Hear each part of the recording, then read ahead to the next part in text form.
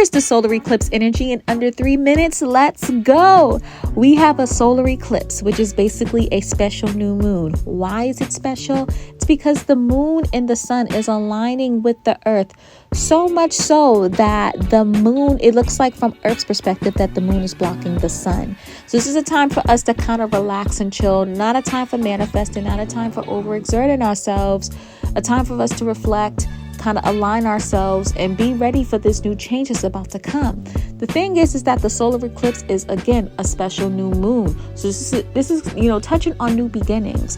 But the special thing about it is at 29 degrees Aries. 29 degrees is very, very significant in astrology. It is a critical degree, okay? And with critical degrees, specifically 29 degrees, it speaks of, having things all set, all planned out, all worked out, but for some reason you divert and take a skirt to the next direction. I can speak to it. I have 29 degree energy myself, and I often do this, right? So it speaks of kind of like building something up and then just taking a different turn when it comes into your life. And so with us talking about the moon and the sun, there is a new beginning that we've been prepping up to, that we've been really motivated and driven about, and we're excited about. But something's going to come to make us do that skirt, right? Change our minds and help us lean towards stability. And the reason why I say that is because literally, within hours of this eclipse, the moon and the sun is going to both be in Taurus, pushing us for stability and security. You take a look at the moon and the sun.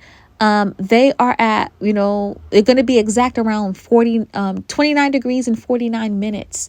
49 minutes is in the later end of the 29 degrees. And so, yeah, literally within hours, the sun and the moon is going to be switching to Taurus, and it'll be Taurus season. Taurus is all about stability and security.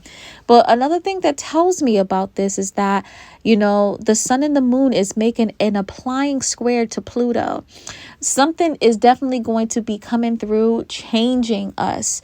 There's going to be some transformation, the ending of things, a transition, specifically when it comes to, how we view the collective, how we view things that are unique and unconventional to us. There's going to kind of bring an ending. And this ending, we may feel disempowered at first, but it's actually here to empower us a bit, okay? This is basically us going, having a versus battle between the stability and security and tradition versus uniqueness, eclecticness, and the unconventional. And of course, it's going to be uncomfortable, but all in all, this is actually helping us to align with our passions and motivations and allowing ourselves to be unique while still, pushing towards that stability and security. Okay. So that's really important. Yes, this eclipse is making a conjunction to Jupiter, but also, yes, it is a separating conjunction. That abundance, that wonderful thing that popped up, that blessing that popped up is something from the past, from the Jupiter Kazemi, most likely. So that's not something that we are really, that's going to affect this eclipse. However, we still might be on a high with that. And because we are in that high, because the energy is still a little bit expansive, this eclipse might be a little bit expansive. It'll be a little bit dramatic, especially because it's making an applying square to Pluto as well. Like, goddamn. Okay. Another thing, it's making an applying conjunction to North Node. Of course, usually the eclipses are very close to the nodes. Which means it's making a opposition to South Node. Again, pushing us towards stability and security. We're learning with these node placements to let go of things that disempower us, that make us feel powerless, so we can re-empower ourselves, right? And then lean towards stability and security. You know what I mean? Be more self-reliant instead of, holding on to people who emotionally, monetarily, and other ways make us feel secure, finding our own security. You know what I mean? And so this eclipse is going to create that. Again, I won't be surprised if something randomly happens that cuts up, happens out of nowhere, that shakes us up a bit to make us realize that, okay, we need to focus on the stability and building our own security.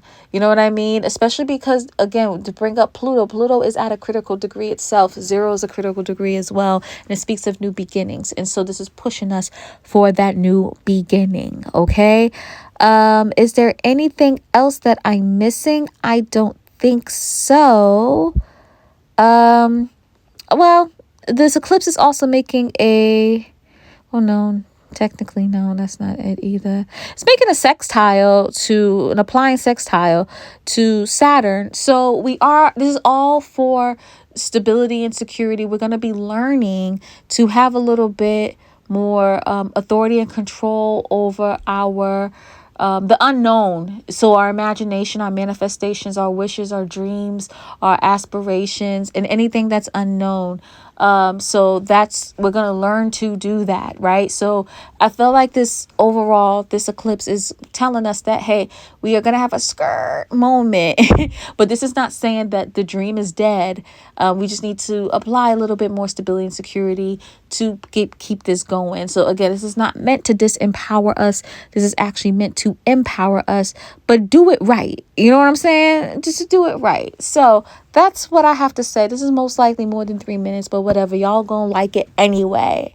All right. Check me out, Blink and Lio, all that. But also, I'm going to be talking about how this affects us with, some mundane astrology / astrocartography too.